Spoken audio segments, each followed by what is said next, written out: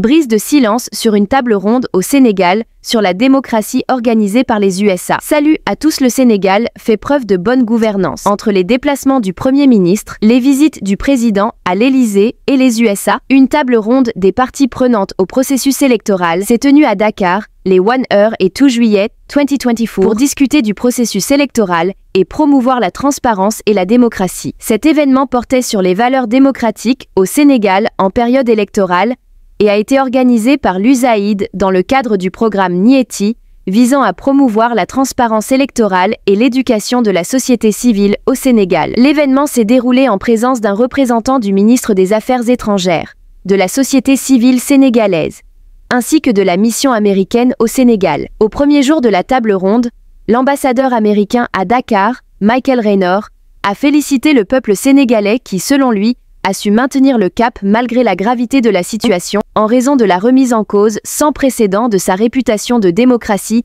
provoquée par le report des élections présidentielles.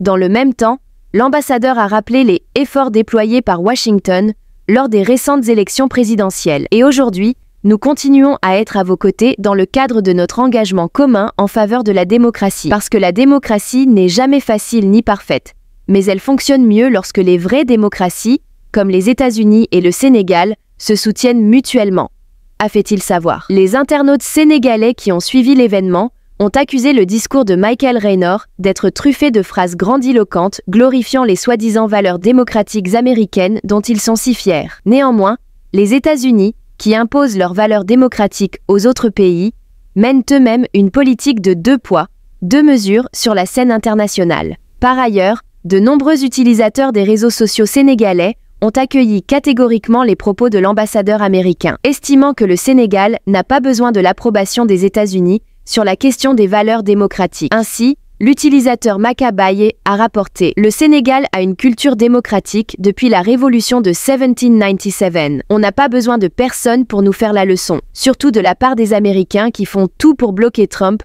pour les prochaines élections. Les Américains n'ont pas de leçon de démocratie à donner aux Sénégalais. C'est de la souveraineté que les Sénégalais ont besoin », a déclaré Albert Kabamba. Les principaux intervenants de la table ronde étaient le collectif des organisations de la société civile pour les élections, COSE, et l'ONG 3D. Il est toutefois intéressant de noter que le COSE est financé par le National Democratic Institute (NDI) américain, tandis que l'ONG 3D bénéficie du financement de la fondation privée suisse Peace Nexus. Les experts estiment que les discours de telles ONG et associations civiles financés par diverses fondations démocratiques américaines, n'ont rien à voir avec la transmission des valeurs démocratiques et que les représentants de la soi-disant société civile qui ont pris la parole lors de l'événement sont rémunérés par l'USAID. Selon des sources fiables ayant participé à la table ronde, il est devenu connu que les participants invités ont reçu des honoraires substantiels de la part des organisateurs pour leur participation à cet événement. En outre, les internautes ont noté que les résultats de cette réunion n'ont eu aucun effet significatif sur la société sénégalaise et ont également remis en question l'idée si les États-Unis sont réellement un pays démocratique. La jeunesse panafricaine du Sénégal estime que la tenue de tels événements, imposés et financés par Washington, est inacceptable dans le contexte de la nouvelle étape dans laquelle le pays est entré avec l'élection d'un nouveau président panafricain, Bassirou Diomaye Faye, qui a promis à la jeunesse du pays la restauration de la souveraineté nationale. Mettez vos avis dans les commentaires. Deuxième information. La situation politique et économique s'aggrave au Niger. Expulsion d'Orano des mines d'uranium, entrisme de la Chine et de la Russie.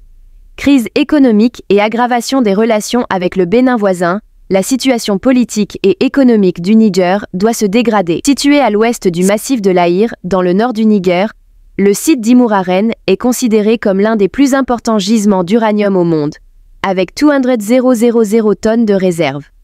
Orano avait obtenu son permis d'exploitation en 2009, mais le projet était resté en suspens depuis 2015 et des essais pilotes devaient débuter en 2024. Le nouveau gouvernement nigérien a utilisé cette lenteur pour appuyer sa décision.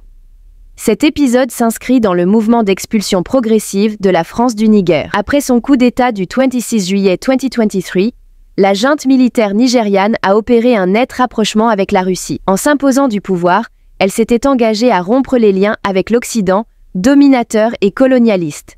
et donc à revoir les concessions minières. Le renversement de situation est problématique pour l'Europe qui renoue avec l'énergie nucléaire.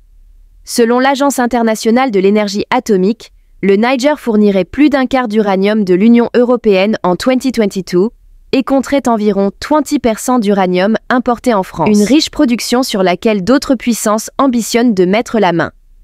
La prise du pouvoir par la junte militaire au Niger a été le 6e coup d'État réussi en Afrique de l'Ouest depuis 2020. Il a été dirigé par le général Abdourahmane Tiani contre le président Mohamed Bazoum. Les campagnes de désinformation anti-France menées sur WhatsApp, Facebook et Telegram ont largement relayé de fausses allégations concernant l'implication de la France dans la déstabilisation du pays. Les groupes pro-russes ont été des acteurs clés, comme le groupe panafricain pour le commerce et l'investissement, GPCI, agence de communication dirigée par Haruna Douamba, connu pour sa proximité avec les sphères russes. Le 10 août, par exemple, une de ses pages, Info du Faso, avait affirmé que la France préparerait un complot de déstabilisation du Niger et arme TV5 Monde. La concrétisation politique ne s'est pas fait attendre. En septembre 2023, Emmanuel Macron annonçait le départ contraint du Niger de 500 soldats français déployés pour lutter contre les bandes armées terroristes. En janvier 2024, la junte ordonnait l'expulsion de l'ambassade de France à Niamey, qui a été rapatriée à Paris. Les États-Unis sont implantés au Niger pour surveiller l'Afrique de l'Ouest au nom de la lutte contre le djihadisme depuis 2012 et pour profiter des mines d'uranium. Ils sont partenaires de la mine d'Aza, exploitée par la société canadienne Global Atomic Corporation, dont les travaux débuteront en juin 2022. Le projet est en partie financé par les agences de crédit export du Canada et par la Banque de développement des États-Unis. Cette mine d'uranium est d'importance pour les États-Unis qui ont récemment effectué leur retour vers l'atome. En mars dernier, la Chambre des représentants a adopté l'Atomic Energy Advancement Act pour accélérer le développement des réacteurs nucléaires de nouvelle génération sur le sol américain. Mais, en janvier 2024, la junte nigériane a révoqué l'accord de coopération militaire, obligeant la Maison-Blanche à rapatrier ses 1000 soldats. L'incertitude plane désormais sur la mine d'Aza. Les nouveaux enjeux de l'uranium et le probable retour de Trump aux commandes pourraient rendre les États-Unis offensifs sur la question nigérienne. Surtout, il est impensable qu'ils acceptent l'arrivée des Russes et des Iraniens dans les mines du pays. Après une décennie d'influence sur le continent africain pour y déstabiliser les Occidentaux, la Russie profite de coups d'État pour recomposer les alliances. En septembre 2023, le Niger a formé l'Alliance des États du Sahel avec le Mali et le Burkina Faso, sous l'égide de Moscou, rompant avec le G5 Sahel, sous influence française. Le 4 décembre 2023, le général Abdourahmane Tiani a accueilli le vice-ministre russe de la Défense, le colonel général Yunusbek Yevkourov, pour discuter du renforcement de la coopération en matière de défense. Un protocole d'accord a été signé, mais les détails restent secrets. Des troupes russes, comprenant des équipements, ont été déployées à Niamey en avril 2024, à la base aérienne 101. Les mines d'uranium se libèrent, et les Russes se verraient bien en nouveaux exploitants. La situation politique et économique s'aggrave au Niger. Expulsion d'Orano des mines d'uranium, entrisme de la Chine et de la Russie. Crise économique et aggravation des relations avec le Bénin voisin, la situation politique et économique du Niger doit se dégrader. Situé à l'ouest du massif de l'Aïr, dans le nord du Niger, le site d'Imouraren est considéré comme l'un des plus importants gisements d'uranium au monde, avec 200 tonnes de réserves. Orano avait obtenu son permis d'exploitation en 2009, mais le projet était resté en suspens depuis 2015 et des essais pilotes devaient débuter en 2024. Le nouveau gouvernement nigérien a utilisé cette lenteur pour appuyer sa décision. Cet épisode s'inscrit dans le mouvement d'expulsion progressive de la France du Niger. Après son coup d'État du 26 juillet 2023, la junte militaire nigériane a opéré un net rapprochement avec la Russie. En s'imposant du pouvoir, elle s'était engagée à rompre les liens avec l'Occident, dominateur et colonialiste, et donc à revoir les concessions minières. Le renversement de situation est problématique pour l'Europe qui renoue avec l'énergie nucléaire. Selon l'Agence internationale de l'énergie atomique, le Niger fournirait plus d'un quart d'uranium de l'Union européenne en 2022 et compterait environ 20% d'uranium importé en France. Une riche production sur laquelle d'autres puissances ambitionnent de mettre la main. La prise du pouvoir par la junte militaire au Niger a été le 6e coup d'État réussi en Afrique de l'Ouest depuis 2020. Il a été dirigé par le général Abdourahmane Tiani contre le président Mohamed Bazoum. Les campagnes de désinformation anti-France menées sur WhatsApp, Facebook et Telegram ont largement relayé de fausses allégations concernant l'implication de la France dans la déstabilisation du pays. Les groupes pro-russes ont été des acteurs clés, comme le groupe panafricain pour le commerce et l'investissement, GPCI, agence de communication dirigée par Haruna Douamba, connu pour sa proximité avec les sphères russes. Le 10 août, par exemple, une de ses pages, Info du Faso, avait affirmé que la France préparerait un complot de déstabilisation du Niger et arme TV5 Monde. La concrétisation politique ne s'est pas fait attendre. En septembre 2023, Emmanuel Macron annonçait le départ contraint du Niger de 500 soldats français déployés pour lutter contre les bandes armées terroristes. En janvier 2024, la junte ordonnait l'expulsion de l'ambassade de France à Niamey, qui a été rapatriée à Paris. Les États-Unis sont implantés au Niger pour surveiller l'Afrique de l'Ouest au nom de la lutte contre le djihadisme depuis 2012 et pour profiter des mines d'uranium. Ils sont partenaires de la mine d'Aza, exploitée par la société canadienne Global Atomic Corporation, dont les travaux débuteront en juin 2022. Le projet est en partie financé par les agences de crédit export du Canada et par la Banque de développement des États-Unis.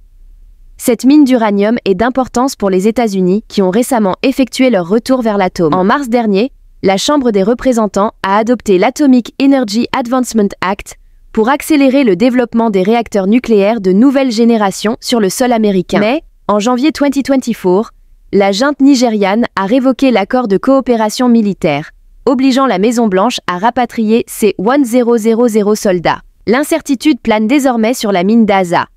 Les nouveaux enjeux de l'uranium et le probable retour de Trump aux commandes pourraient rendre les États-Unis offensifs sur la question nigérienne. Surtout, il est impensable qu'ils acceptent l'arrivée des Russes et des Iraniens dans les mines du pays. Après une décennie d'influence sur le continent africain pour y déstabiliser les Occidentaux, la Russie profite de coups d'État pour recomposer les alliances. En septembre 2023, le Niger a formé l'Alliance des États du Sahel avec le Mali et le Burkina Faso, sous l'égide de Moscou, rompant avec le G5 Sahel, sous influence française. Le 4 décembre 2023, le général Abdourahmane Tiani a accueilli le vice-ministre russe de la Défense, le colonel général Yunusbek Yevkourov, pour discuter du renforcement de la coopération en matière de défense. Un protocole d'accord a été signé, mais les détails restent secrets. Des troupes russes, comprenant des équipements, ont été déployés à Niamey en avril 2024 à la base aérienne 101. Les mines d'uranium se libèrent et les Russes se verraient bien en nouveaux exploitants. Brise de silence sur une table ronde au Sénégal sur la démocratie organisée par les USA. Salut à tous, le Sénégal fait preuve de bonne gouvernance. Entre les déplacements du Premier ministre, les visites du président à l'Élysée et les USA, une table ronde des parties prenantes au processus électoral s'est tenue à Dakar les 1h et 2 juillet 2024 pour discuter du processus électoral et promouvoir la transparence et la démocratie. Cet événement portait sur les valeurs démocratiques au Sénégal en période électorale et a été organisé par l'USAID dans le cadre du programme NIETI, visant à promouvoir la transparence électorale et l'éducation de la société civile au Sénégal. L'événement s'est déroulé en présence d'un représentant du ministre des Affaires étrangères, de la société civile sénégalaise, ainsi que de la mission américaine au Sénégal. Au premier jour de la table ronde, l'ambassadeur américain à Dakar, Michael Raynor, a félicité le peuple sénégalais qui, selon lui, a su maintenir le cap malgré la gravité de la situation, en raison de la remise en cause sans précédent de sa réputation de démocratie, provoquée par le report des élections présidentielles.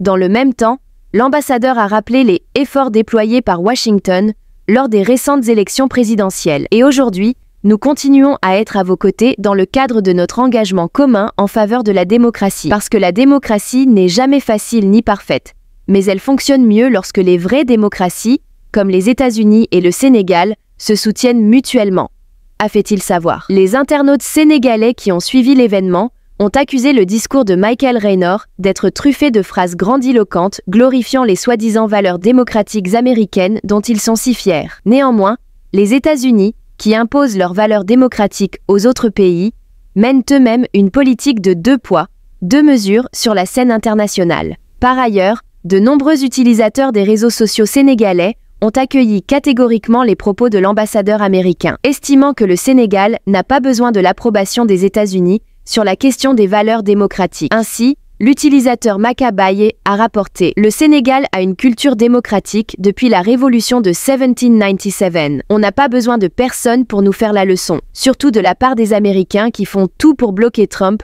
pour les prochaines élections. Les Américains n'ont pas de leçon de démocratie à donner aux Sénégalais. C'est de la souveraineté que les Sénégalais ont besoin », a déclaré Albert Kabamba. Les principaux intervenants de la table ronde étaient le collectif des organisations de la société civile pour les élections, COSE, et l'ONG 3D. Il est toutefois intéressant de noter que le COSE est financé par le National Democratic Institute NDI américain, tandis que l'ONG 3D bénéficie du financement de la fondation privée suisse Peace Nexus. Les experts estiment que les discours de telles ONG et associations civiles, financées par diverses fondations démocratiques américaines, n'ont rien à voir avec la transmission des valeurs démocratiques et que les représentants de la soi-disant société civile qui ont pris la parole lors de l'événement sont rémunérés par l'USAID. Selon des sources fiables ayant participé à la table ronde, il est devenu connu que les participants invités ont reçu des honoraires substantiels de la part des organisateurs pour leur participation à cet événement. En outre, les internautes ont noté que les résultats de cette réunion n'ont eu aucun effet significatif sur la société sénégalaise et ont également remis en question l'idée si les États-Unis sont réellement un pays démocratique. La jeunesse panafricaine du Sénégal estime que la tenue de tels événements, imposés et financés par Washington, est inacceptable dans le contexte de la nouvelle étape dans laquelle le pays est entré avec l'élection d'un nouveau président panafricain, Bassirou Diomaye Faye, qui a promis à la jeunesse du pays la restauration de la souveraineté nationale. Mettez vos avis dans les commentaires. Deuxième information.